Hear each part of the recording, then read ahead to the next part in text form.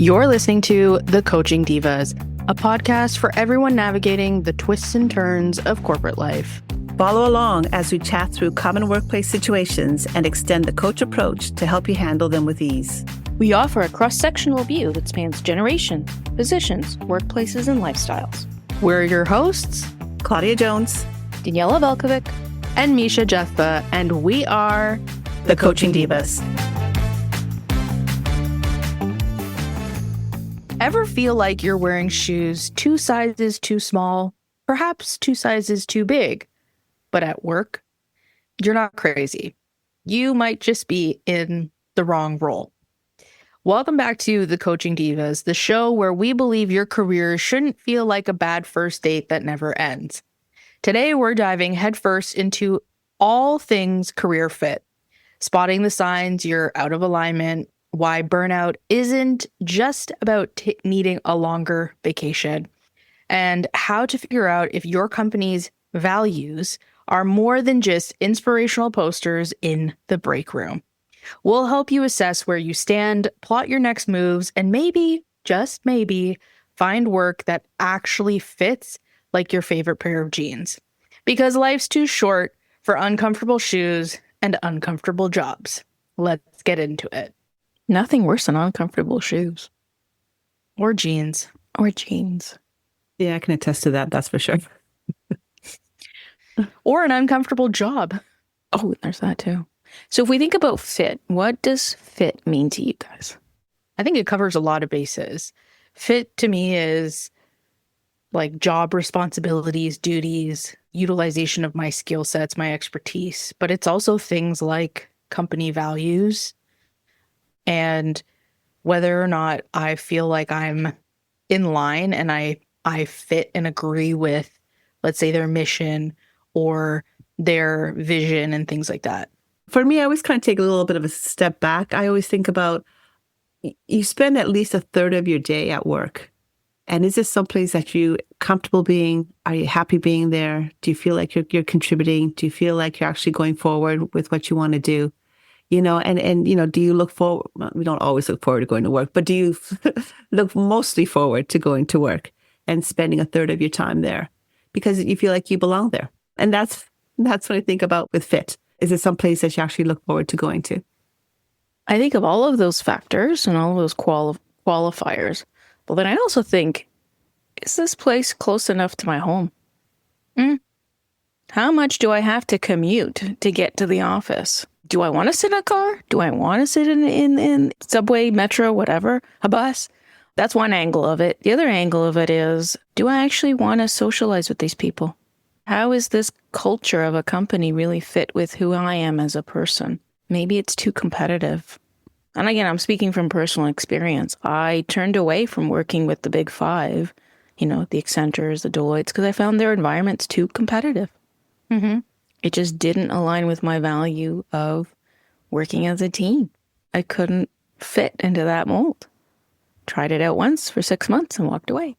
Good for you for recognizing that. That's excellent. I don't know if it was recognizing or running away, but it's still a way of looking at what's your fit. It is. It is. It is. Yeah. It is. And I find too, depending on what stage of your life you're at, you know, you're willing to accommodate things more so maybe when you're younger than when you're older or when you're, you know, getting closer to retirement or when you're in the middle part of your career because you have different needs in those different stages of your life. So maybe having that aggressive environment is really great for you when you're first working because you want to see what you can do, what's out there. But then as you're, you know, getting closer to retirement age, you just want to kind of put in your time and, you know, don't feel like you have to really push yourself. Right. Yeah. So fit can mean different things at different stages of your life as well. I definitely agree with that because I feel like I fit into that, no pun intended, in that, yes, in my 20s, I was much, much more eager to burn the candle at both ends of the stick and be aggressive in my career and overlook things now that I'm like, that's just not going to fly with me. And so, yes, I think also it's a good point and it articulates that your fit can change. What defines your fit can change over time. Yeah, because you're a different person. You're a different person. You have different needs. Yeah. So how do you know if you're in the wrong fit? This is one of those ones where I feel like it's harder to identify early in your career I hate to be the one to say this, but with more experience, you start to figure out if it's a fit for you or not, and pretty early on. But I think how to spot it is if you, and I'm going to kind of go back to some of our previous episodes, but like take the time to reflect, ask yourself like, okay, am I still staying true to my values? Have there been situations where I've felt uncomfortable and brushed them off? And do I need to reflect on, hey, why am I feeling uncomfortable? Because I think it goes back to some of the things we've just shared, which is like, do I enjoy coming into the office? Do I have the Sunday scaries? If I do, why? What is the thing that gets my blood pressure up on a Sunday night, or my anxiety, creeping back in if I don't look forward to going into the office or going into work? The Sunday scaries is a really amazing one, right? That, oh God, I gotta go in. Oh God, I gotta talk to that person. Oh God, I gotta. And maybe you don't use the word God, but maybe you're like, oh fudge, why does that have to come up tomorrow? Or I would even say to some extent, it's also you show up and you are just down in the dumps, dragging yourself into the office, right? And you feel it in the pit of your stomach. There's this like, I don't want to be here. Yeah. And you might, shadow it or fabricate it in your head going, oh, I don't like this job. But maybe it's more than just the job. What about you, Claudia? What do you think? Well, I'm just thinking what point you said, Danielle. I mean, having the Sunday scaries, saying I don't want to be there. The other question you can ask yourself is, why am I going in? Is it purely financial? I mean, if that's the main reason, then you have to ask yourself, is there something I can change and not impact my finances as much, right? Because that's a big factor too, right? We all have to live in the environments we set up for ourselves. And if you live in a larger city like we do, it's expensive to live here. And so you need to make sure you have some good financial resource coming in. I did coach one young girl who was working for one of the big consulting companies, and she was on contract working with a bank. And she point blankly said to me, I really couldn't care less if this bank makes money. It doesn't really, impact me or my values. And I asked her, I said, well, why do you continue working there? She says, well, I have to live in the city.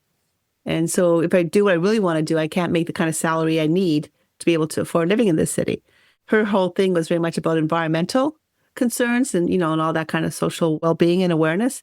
So the way she accommodated it was to actually do a lot of volunteer work outside of her job in some environmental initiatives and some social justice initiatives.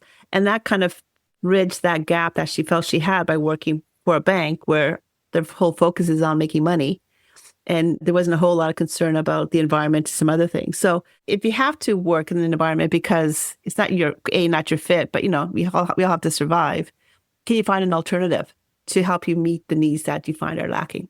So I thought that was a great example from this one individual I coached. So it was good. It was fun. It was kind of fun. She clearly found a new way for excitement for growth. Rather than narrowing in on, I'll use it, soul crushing the banking environment can be sometimes. She said, what can fill my cup?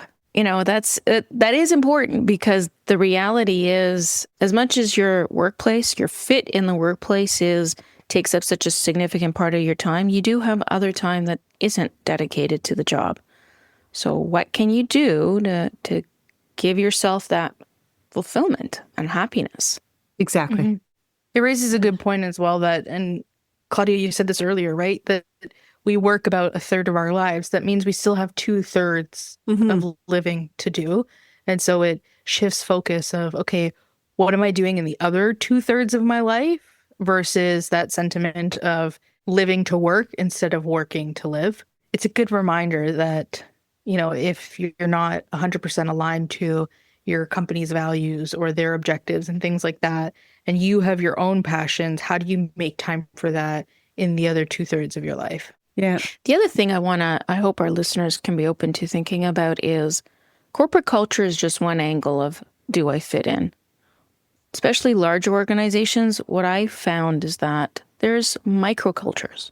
There's microcultures within a department. There's microcultures within a group.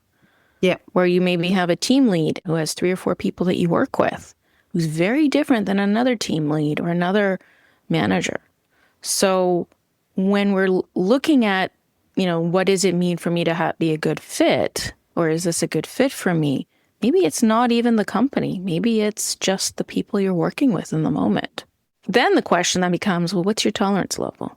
What is it that is important for you? And I'm going to go into a bit of, the how, but, what can you do to move into those other groups that you do think you'd be a better fit with, or make alliances with other areas so you can join? Because maybe it's not the company. Maybe the company does fit your values and your needs. And the environment is great because it's a 5-minute drive to the office and what have you. Sure. But it's recognizing that perhaps there's something else out there within another area. And how do you recognize that, do you think, Daniela? Like, how do you know that, that team over there looks like a better fit for me? Like, what would you look for? What would I look for? Well, I think this is a very individual question. So the question is, how good are you at your networking? Yeah. Right? Yeah. Who do you have in your circle that you're exploring and finding out what their workplace is like and what's the work that they do? Obviously, you got to remember, everyone's going to present things through a bias. They might not tell you the full spectrum of what isn't great. Yeah. But I think part of it is doing your research and exploring and recognizing job is one piece of the puzzle. Career is a different thing, and career is in your hands. And part of finding your fit is navigating your career and figuring out what's the next step. Years ago, I talked to one executive who said he is in a role today, but he's already planning his next career move, and he knows where he's going to be in a year and a half. Mm-hmm. And that blew my mind, because that means you've already planned out 4 to 5 years out to some extent. Some of us don't have that luxury. I didn't do it that way. I will be totally transparent. But for me, what was important for me in finding a fit is I recognized I love working on projects. And what ignited me was working on different projects and learning different business models and different business processes and applying all of my knowledge to more complexity so I can help people shift to a new change. So for me, it wasn't necessarily sticking to one organization, but varying my experience. And why did that work for me? Well, I like to meet people. I like to explore new ideas. I get challenged to think differently by exploring different types of industries. You recognize and you go for what you find interesting. At least that's what I did. Yeah. How about you guys? I would actually double down on the point you made about networking. It's not just networking with, let's say, people at your level or your peers. Network with leaders too. Go to, if a leader's going to host a talk, go to the talk.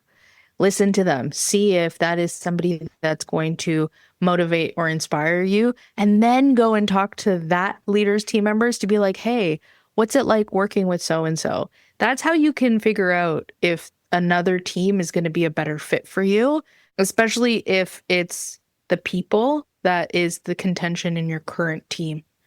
Don't just network with people that you're comfortable with. Go a little bit outside the boundaries as well. That's good. Good. I would almost add not to give up too soon. I was on contract to a large organization, and I had to work with this one manager who, quite honestly, the first several weeks I worked with her, I was walking on eggshells. I had to be careful of everything I said. I had to be careful of so many different things. But again, I was on contract to her. I knew it was a 3-month contract. I thought, you know what? I can put up with this. It's not a big deal for 3 months. But I'll tell you, after I got to know her a little bit, I understood where she was coming from. We ended up having one of the best working relationships I ever had. And once she got to know me and I got to know her better, the eggshells were still there in some areas, but for the most part, I could be myself. I could be relaxed. And her and I ended up actually having a good relationship that she actually extended my contract. So my 3 months turned into 2 years. So I would almost say don't give up too soon. Give it a chance. Definitely do the networking if you're truly unhappy, but don't always let first impressions be the only impression you have. Because sometimes when you have to work with somebody, they may have their guard up about you too. So you have to almost try to break through that barrier at times as well. Yeah. So you just never know. It's a good point. That's a great point. I also think if you're working in an environment where it's not your fit, what a great case study to learn about what you would do differently if you were in the same kind of position. Like, that is important in your toolkit. I hate to tell people this, but when you can work through my one regret, I will be totally transparent. I left Accenture and I shouldn't have done that. I should have actually pushed through it to get to a year, because I think I would have learned a lot of stuff. I would have learned, at least at a minimum, how to be much more refined in my presentation style and how to make amazing decks and how to work with, clients that aren't always great. And I think it would have also given me an opportunity to sharpen my own confidence in a different way. I was young. I will be fully transparent. I was 24, fresh out of university. For me, there was a stress factor that I couldn't work through. But that doesn't mean that I should have ran away. So it is a very much a personal choice. And I'm not saying you need to follow through all of that difficult uncomfortableness. But working through that, especially if you're younger, and I'm going to try and speak to our younger audience here, it's good to kind of work through those kinks in your 20s. So when you get to your 30s, you're much more confident in how you make your choices too. Because you've seen some things. You've experienced what does that really mean to be uncomfortable. 6 months may not be enough time to actually fully explore that. That's, I guess, what I'm offering. Yeah. Well, congratulations to you, Daniela, for recognizing that, right? That maybe that's called age. Too soon. Yes. That's called the Gen X. You're now going, oh, gosh. Gosh, some of the things I would tell my 20-year-old self. Yeah, no kidding. My 25-year-old self differently, right? Yeah. But also just to add to your point as well, though, I mean, hey, first of all, good for you for recognizing that, but also realize that you learn more when you're uncomfortable and unhappy. Sometimes I've learned more about what not to do or what to do from seeing what not to do, if that makes any sense, right? When you see some bad behaviors, when you see some uncomfortableness, when you see, all these negative things, there's always a positive side to it as well. So a couple things. One, to your point, maybe you could have learned a few more skills like presentation skills and dealing with customers and this kind of stuff. But you also learn to recognize when things aren't going your way or when things are not a fit. And these are just things you cannot overcome. And I think that's probably more important than when things are smooth sailing all the time, because then you never know when you're going to hit that wave and then what to do when you hit that wave. So good for you for recognizing that. Again, it's, looking in the past, your 2020 vision, right? But yeah. Oh, absolutely. And we can use all of those cliches, but I do, when you think about what is my fit and what makes me happy, in addition to the financial challenges that we all have to face, I do recognize that people see something in you and will hire you because they think you're capable. Today, we have way more resources than we had when I was in my 20s. So I would say use those resources too, to talk to people, to do your research, Glassdoor, all LinkedIn, ask people on LinkedIn, right? Like set up a poll, ask your family, ask your friends, whoever you have in your network to share those stories as well. I think part of where I didn't do enough research was to really understand what is the culture of a big consulting company. And people might say, well, how did you not know that? To be honest, sometimes it's just really cool to say, I work for this company. You want that brand on your resume. And you're not even thinking about what is that and what group are you going to join. And because at the end of the day, you're an associate consultant or a consultant. You're going to get slotted into, right? And maybe you do have an opportunity to interview more for something and ask broader questions. And if you do, take that time. Do your research. Be confident in evaluating is something the wrong fit, even before you even sign that contract. Yeah. To me, it sounds like if we were to boil this up, it sounds like we're talking about establishing your range of tolerance. And to establish that range, you have to go through some things. You have to either experience it firsthand or hear about experiences and make a determination or a choice if it's for you or not.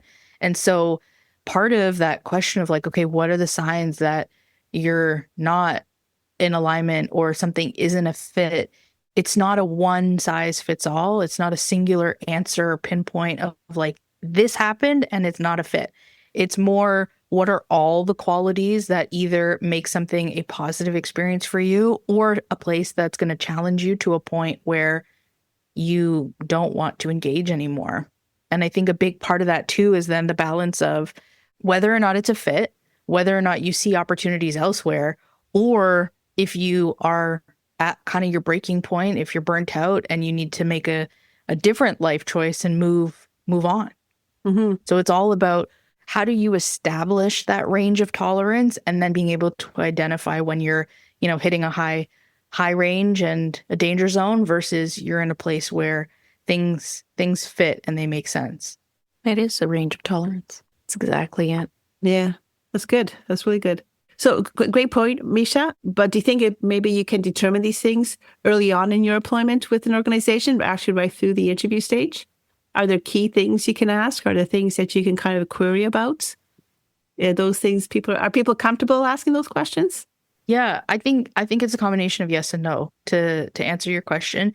If you've had the experiences and you have established your range of tolerance, you may be able to suss something out in an interview stage. But if you are fresh to establishing your range, it might be tougher. It might even be a no. And I say that because recently, last year, I was in an interview process. I had made it right to the end. I was talking to the CEO, and that is where the flag went up for me. And I said, nope, this is not going to be a fit for me. Because when I had engaged him and asked him about his vision for the role, it went against my values and what I believed a coach should be. It was a coaching role. And so I turned it down. But I would not have been able to do that had I not had the experience to establish my range of tolerance of how far can something go off track of my values before I say, no, this isn't going to be a fit. And be able to say it before I even do the role. I can have enough experience to know, hey, when a CEO is talking to you about what their vision is, there is very little room for you to change that and to influence that. So you're walking into that, Misha, you get to decide, do you want to do that or not? And so I wouldn't have been able to do that in my 20s. I'm able to do it now because I've had the experience of working closely with CEOs and seeing how passionate and headstrong they can be. And also how little things can change if you have somebody that headstrong. I've also seen it where you can influence and things can change and you can co-create, but you have to be able to see that in the other person. And in that interview, I didn't.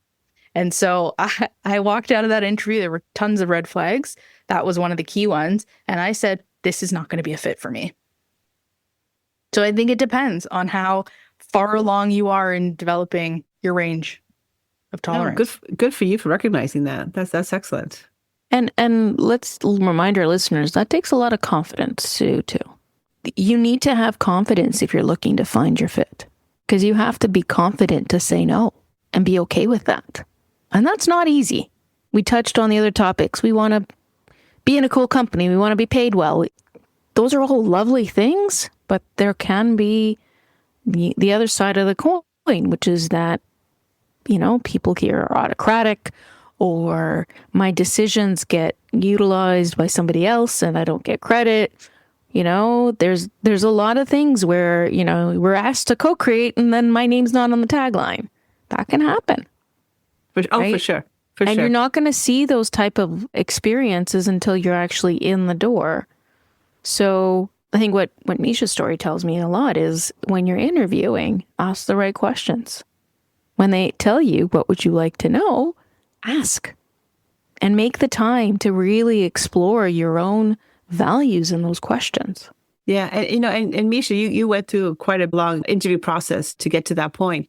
But sometimes it doesn't even take that long to get there. It could be in the first one or two interviews that you go through when you actually go into the office and you see what the working environment looks like. You can see how just the facial expressions on other people's faces, the gut feeling you get when you walk into an office, sometimes it's enough to tell you, you know what, I am not going to be happy here. So kudos to you, Misha, for getting as far as you did. And then, getting to the ultimate interview, and you said, nope, not a fit for me. But sometimes you can see it right away.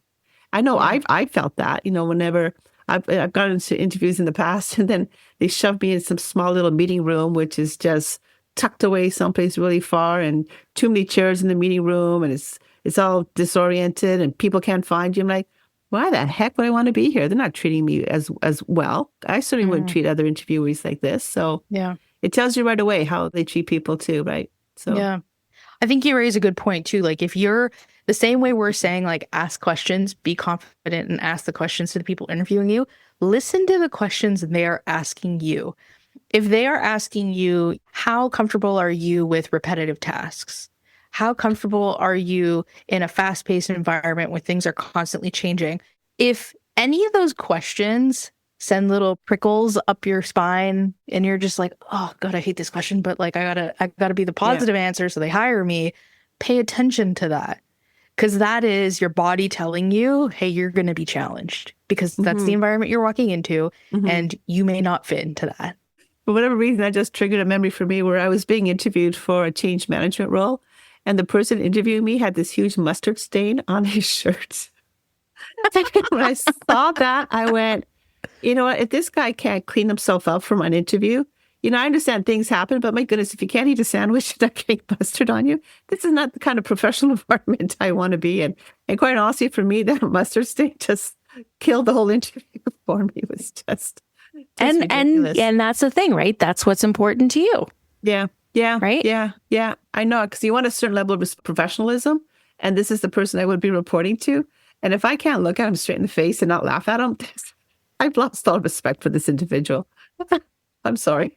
It's Just lost funny. it for me there. If I ran into that, I'd be like, okay, he's human. I always drop food on me. So it's a different absolutely. personality, right? I remember I had one interview a long time ago, and the individual it was for a project manager role, and they had a rotation. They had a circle of PMs that have gone through this work. And I said, so what's your biggest challenge? And he said, PMs seem to want to leave all the time. There you go. And I just went, Red flag. red flag, flashing. Yes. Why? Well, for those who don't know, as a PM, if PMs keep leaving, that means the scope keeps changing, right? We can't deliver, right? Because you guys can't, Is it me? Am I the problem? Maybe the project is the problem. Maybe the business sponsor is the problem, right? Yeah. So it's really interesting. Anybody that I coach right now through the volunteer work I do with the PMI, I'm always saying, listen to what the words are and lean into the tone. Take a moment and evaluate. And I said, give yourself permission to evaluate. Are you going to be okay with that answer? And reflect on it after the interview. In the hustle for us to find a job, I recognize it's important that we need to find a job. Absolutely. Yep. But you're also interviewing that company. And you're interviewing that manager, and you're interviewing those coworkers, whoever is participating in that interview. So, actually listen to what they're saying and their tone and their approach and how they describe the environment. Mm-hmm. And do take a moment to read between the lines. Someone might say, oh, that's judgment. I don't think it's judgment. I think it's protection. I think it's you trying to take your toolbox of experience and your wealth of knowledge. If it looks like a duck, quacks like a duck, it's going to be a duck. Mm-hmm. Even if they try to pretend like it's going to lay a golden egg. I know it's a horrible analogy, but you get my point, right? Like, where there's smoke, there's fire. There's all those lovely little terms. So even finding the right fit is also being really honest with yourself around what you're hearing as you're going through that experience. And let's say you do land in a really crappy place and it isn't the right fit, and within the first 90 days, what are you going to do about it? Maybe you leave. Yeah. Or maybe you make a plan, like going back to, the story you shared earlier, Danielle, about somebody you worked with that knew exactly where they were going to be in a year and a half. Like maybe and this is also part of tolerance. Maybe it's not just stay or go, and it's that like cut dry. Maybe it's, okay, what do I need to weather through? For how long? How long can I tolerate this? What's my threshold? Where can I offset in the time that I am still here? And maybe that's through, Claudia, like what you shared with your client of, in my other 2/3 of time, what am I doing that's going to fulfill me? That's going to take my mind off of this stuff. And it's looking at it as a whole, not just the one thing that challenges you. Yeah. What's your why? Yeah. Yeah. What's your bigger why? Yeah. Yeah. And What's that carrot? What's that carrot that's dangling in front of you? Right. Yeah, absolutely. Yeah. And what's your horizon look like? What is your timeline? Because all of us should have some kind of timeline in any work that we do in some shape, way, or form. And I mean, later in life, maybe you're like, my timeline is retirement. And that's a timeline. Mm-hmm. Mm-hmm. Because you are, again, recognizing, all right, we had another reorg. I'm still doing the same work and now I have a new leader and this isn't right the fit. Okay. how does that fit into the broader window, right? Of where you need to be and what you're trying to achieve. Mm-hmm. Yeah, I mean, golden handcuffs is that phrase exists for a reason, because sometimes it's just too difficult to leave, especially further on in your career. It may not be the perfect fit, but is the fit good enough? And that's maybe something we haven't talked about really, is that does it need to be a perfect fit, or can it be good enough for now? You can almost ask yourself, is there such a thing as a perfect fit? That's the thing to ask yourself, really. And what does that look like? And that's bang on. Like, is there really perfection in the right fit? Because at the end of the day, I look at life as always being half full, not half empty. I don't think there is a perfect fit. There's not a perfect human. I'm not perfect. There's not a perfect relationship. There's no perfect child. Perfection is a concept that doesn't exist. It's an infinity viewpoint. And even if a job may end up being boring, maybe the answer is you become so proficient at what you're doing that you need to be telling people, now we're going to go back to telling people you're ready for a promotion, right? Yeah. Or maybe sometimes a boring job is okay for the stage of your life you're at now. Maybe you've got elderly parents you have to take care of. Maybe you have young family you have to take care of.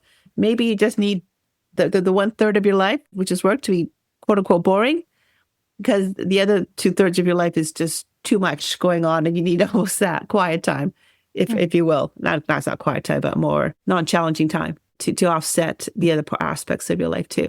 Because that's okay as well, right? Again, what stage of your life are you at, and what does perfect look to, or what does a good fit look like to you? Mm-hmm. Similar to beauty, perfection is in the eye of the beholder. Mm-hmm. It's only going to be perfect for you. It's only going to be the right fit or not the right fit for you. And similar to beauty, perfection changes over time. Yes. So what's perfect today might not be perfect 10, 20 years from now for you. And it's about keeping yourself open to understanding that that's going to evolve over time, and you're going to have to adjust with that. And you've nailed it. I wouldn't even know the horizon.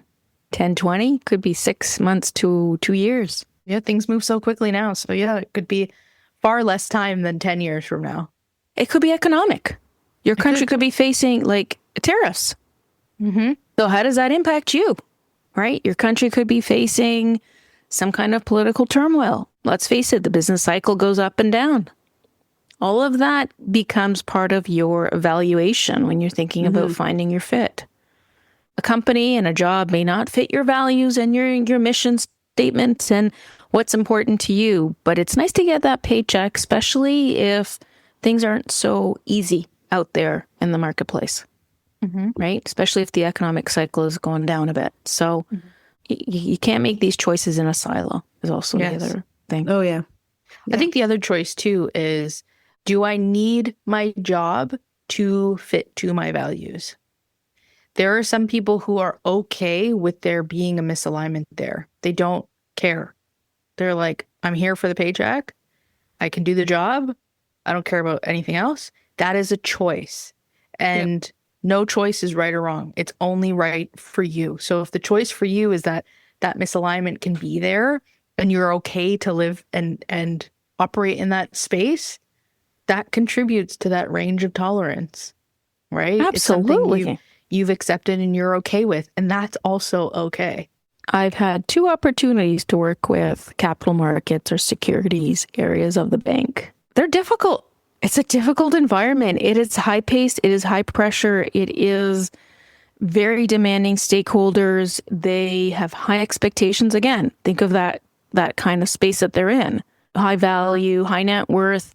Their clients have that expectation. Did I enjoy it? No.